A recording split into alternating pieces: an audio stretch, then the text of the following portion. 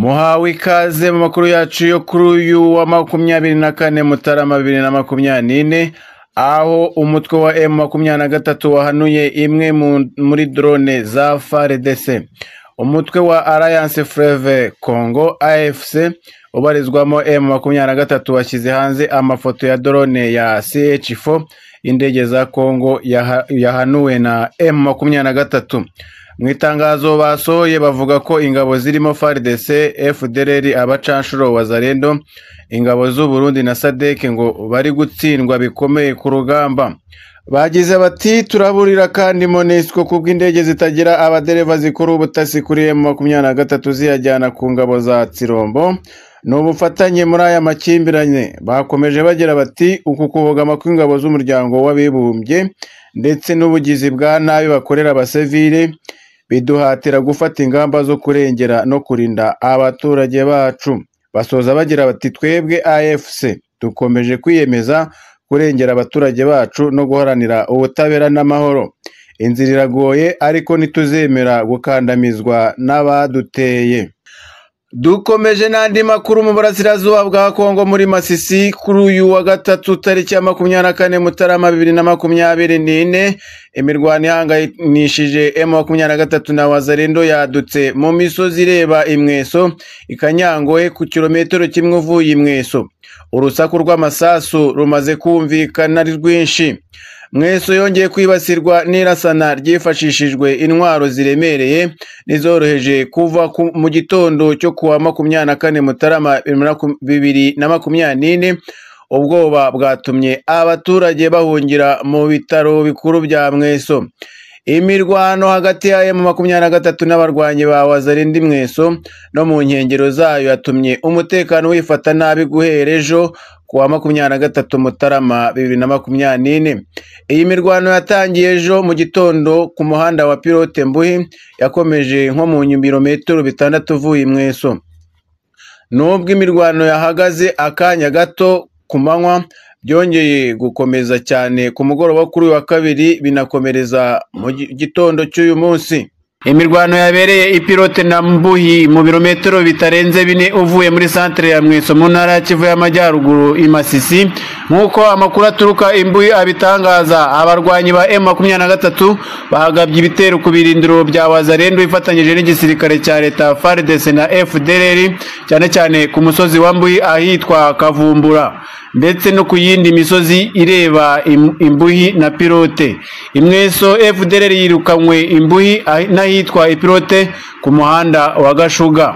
Ruba M23 imaze kugenzura umudugudu wa Kisundi uhereye ku birometero 5 uvuye Isaki.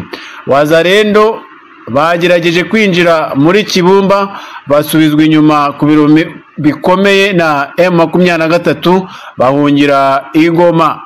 Amakuru yacu reka tuyakomereze mu gace ka Nyiragongo aho amasasu akomeje kuvuza ubuhuha. Kuri uyu wa mbere tariki ya 22 Mutarama 2024 mu gitondo imirwano yongeye kubura mu nzira za Kanyamahoro na Buhumba mu gace ka Nyiragongo hafi ya Goma. Amakuru aturuka muri ako gace avuga ko inyeshyamba za M23 n'abarwanyi ba Wazalendo barimo barwana bikomeye. Bamwe mu batuye aho bavuga ko urusaku rw'intwaro ziremereye nizoroshye rwumvikana hafi ya Nyamahoro, ariko ko muri Kibumba muri parike ya Virunga naho hari uko. Bakavuga ko inyeshyamba za M23 zagabye ibitero ku birindiro by'abarwanyi ba Wazalendo zitera ibisasu ndetse no ku birindiro bimwe na bimwe by'ingabo za FARDC nabo zibatera ibisasu kugeza ubu bakaba bari kuyabangira ingata. Amakuru yacu yo kuri uyu mugoroba reka tuyasohereze kuri iyi nkuru aho umunyamabanga wa SADC yasuye ingabo zayo ziri Goma. Umuryango w'ubukungu bw'ibihugu bya Afurika yo mu majyepfo SADC watangaje ko ku cyumweru umunyamabanga wayo Elias Magosi yasuye ingabo zawo zoherejwe mu mirwano muri DRC, aho avuga ko SADC ivuga ko Magosi ukomoka muri Botswana yari yaje kwishimira ko kugenzura uko ibikorwa byifashe. Umutwe wa SADC kugeza ubu ugizwe n'ingabo zavuye muri Afurika y'Epfo, izavuye Malawi na Tanzania, waje gufasha ingabo za Kongo mu mirwano yo kurandura umutwe wa M23 barutwa kuri ubu butaka. Hagati aho umuvugizi wa M23 Lawrence Kanyuka yatangaje ko kuri iki cyumweru no kuva muri iki gitondo kuri uyu wa mbere ihuriro ry'ingabo za leta n'imitwe ifatanya nazo hamwe n'ingabo za SADC bagabye ibitero bigari ku baturage mu duce twa Mweso, Mati na Karuba muri Masisi na Kibumba muri Rutsuro. Kanyuka avuga ko ibitero byifashishije indege za drone hamwe n'imbunda za muzinga zirasa kure. Iyi mirwano yo ku cyumweru yaje gushwa muri ijoro rishyira kuri uyu wa mbere yongera gusubukurwa ku wa mbere, yatumye abasivili benshi bava mu byabo barahunga, cyane cyane abo mu gace ka Karuba nk'uko amakuru agera kuri Great Lakes Today abyemeza.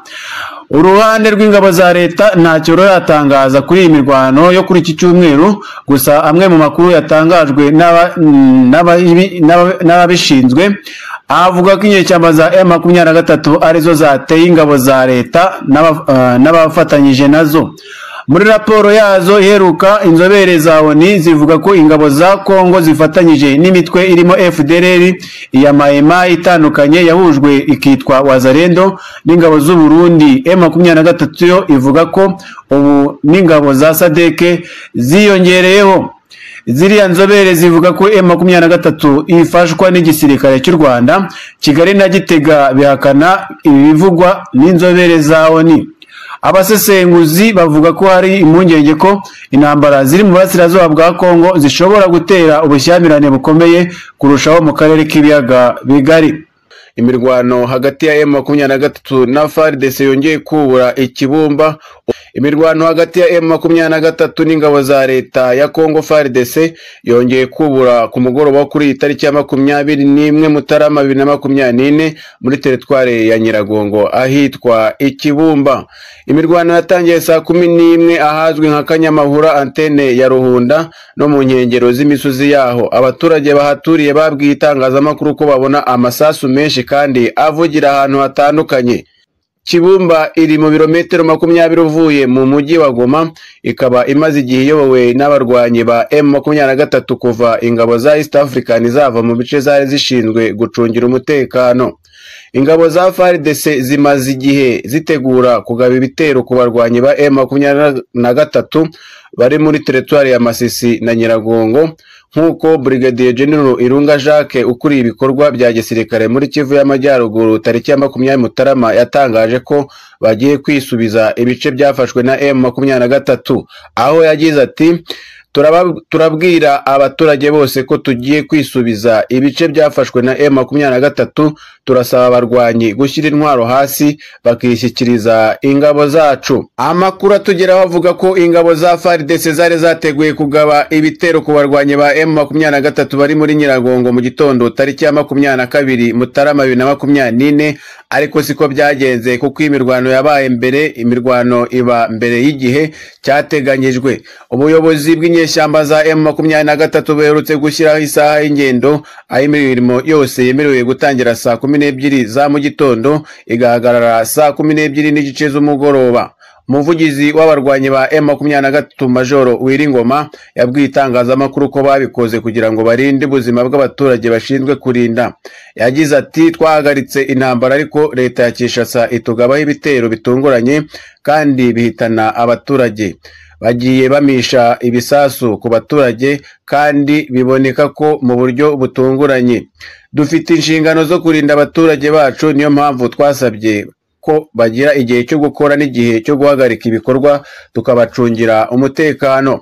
Majoro Wiringoma avuga ko ibikorwa byose n'ingendo bigomba kuba byahagaze saa 12 n'igice, haba ingendo, insengero, utubari, abantu bakaba bageze mu ngo zabo.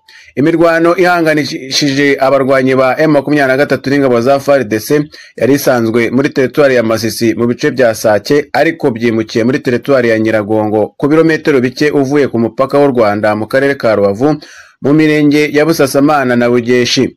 Abaturage batuye muri iyi mirenge babwiye itangazamakuru ko amasasu arimo kuraswa Ikibumba atarimo kubageraho. Dukomeze kubana mu makuru yacu agezweho cyane cyane muri Repubulika Iharanira Demokarasi ya Kongo, u Burundi ndetse na Uganda. Mukanda like, share ndetse na subscribe.